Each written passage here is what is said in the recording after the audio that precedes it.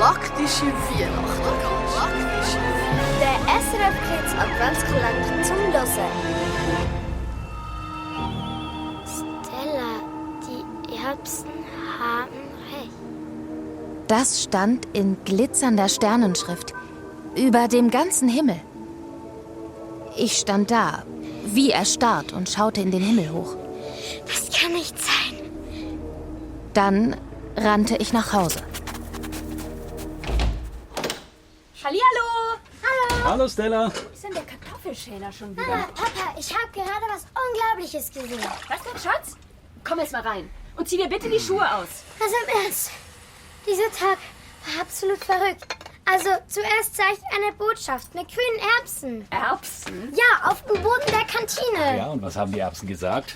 Iss uns, wir sind gut für deine Gesundheit? Was? Nein, überhaupt nicht. Und noch eine Nachricht. Am Himmel, gerade eben. Mit Sternen geschrieben. Ach so, und was haben die Sterne gesagt? Die Erbsen haben recht? Ja, genau. Die Erbsen haben recht. Das haben sie gesagt. Ach tja, wo sie recht haben, haben sie recht. Soll ich noch Erbsen kochen? Papa, im Ernst. Jetzt gerade eben. Da war eine Nachricht am Himmel. Stella?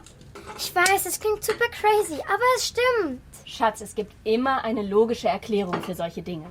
Ich weiß, das sagst du immer, aber... Das war bestimmt so ein Werbegag.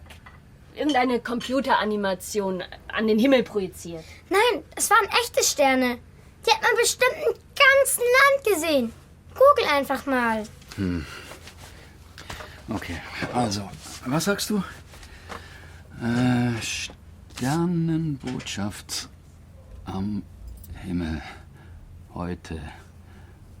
Nein, nichts. Zeig mal. Da. Hä? Ich schwör's, das war da. Komm, Stella. Setz dich mal. Aber Nur kurz, komm her. Schatz, wir haben ja schon oft darüber geredet. Über Lukas und seine Weltraumfantasien. Du liebst deinen Bruder sehr. Und das ist schön. Aber was aber? Lukas ist nicht wie die anderen. Das weißt du ja auch. Und ihr zwei seid sehr verschieden.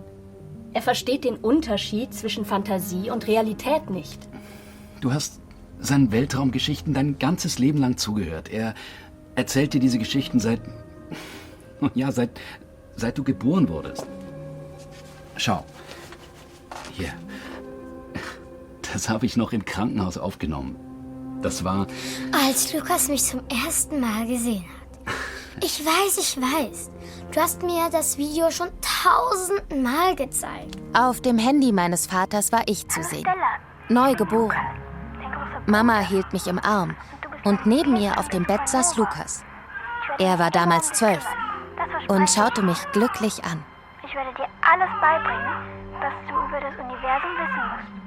Wie man durch schwarze Löcher fliegt und wie man gegen Weltraumkakerlaken kämpft. Mach das aus! Und das ist ein Geheimnis. Wenn du ein bisschen größer bist, wirst du das wichtigste Wesen im ganzen Universum sein. Das steht in den Sternen geschrieben. Bulgur Bax hat es mir erzählt.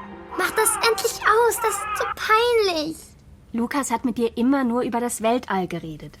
Kein Wunder, wenn du irgendwann glaubst, was er erzählt. Aber Stella, du bist nun 10 Jahre alt. Du kannst Fantasie und Realität unterscheiden. Und Nachrichten, die am Sternenhimmel geschrieben sind oder mit grünen Erbsen auf dem Boden in der Kantine, das sind nur Fantasien. Das ist dir doch klar, oder?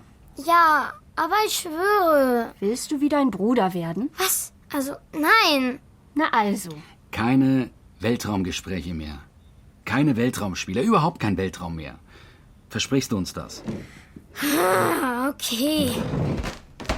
An den Tagen danach versuchte ich mit Lukas nur über die Schule und Weihnachten zu reden. Keine Weltraumgeschichten. Ich weiß nicht. Also und. Nein, aber Zu Hause war Chaos. Wie jedes Jahr vor Weihnachten. Das Chaos hatte Tradition in unserer Familie. Vor allem am 23. Dezember, dem Tag vor Heiligabend. Mama und Papa hatten die totale Weihnachtspanik. Auch das eine Familientradition. Hast du da Nüsse in die Kekse reingetan? Willst du Onkel Sören umbringen? Was? Nein, ich will Onkel Und Sören ich? nicht. Ich tat das, was ich jeden 23. Dezember tat. Ich wartete auf Heiligabend. Oh nein, ein Lavakomet! Da hast du es! Und die einfachste Art zu warten war, Starfighter 5 zu spielen. Das war das coolste Videogame. Und ich war die Beste darin. Alle Kinder an meiner Schule spielten es damals. Und ich war die Einzige, die das letzte Level erreicht hatte.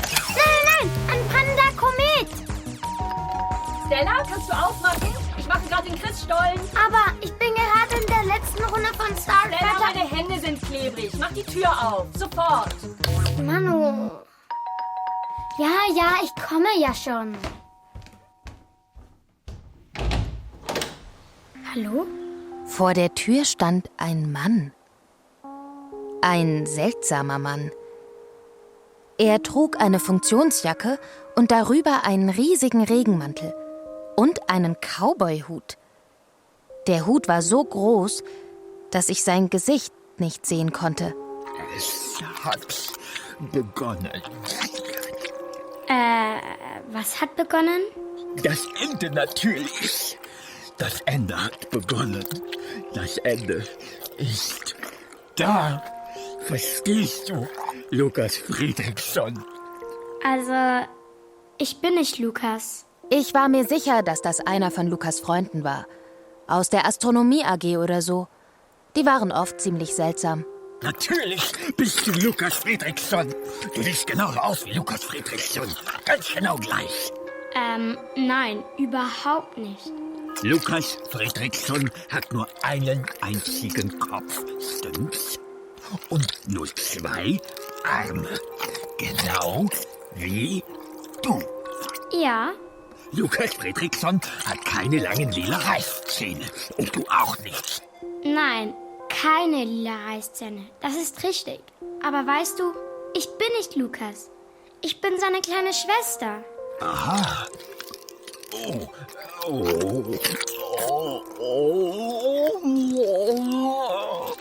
Wie peinlich. Lukas wohnt unten im Erdgeschoss. Du musst dort bei der Kellertür klopfen. Also, in dem Fall, vergiss alles, was ich gesagt habe. Alles. Auf Wiedersehen, Ihre kleine Schwester. Bugga Bugga. Tschüss. Es sah beinahe so aus, als würde er durch den Garten gleiten. In Richtung Kellertür.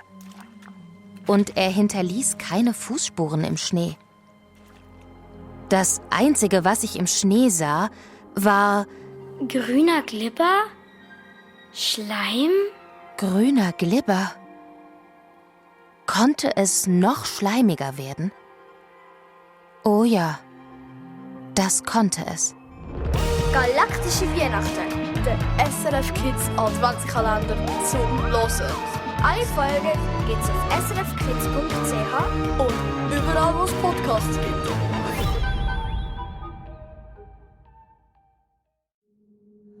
Das war ein Podcast von SRF. Produziert im Auftrag der SRG.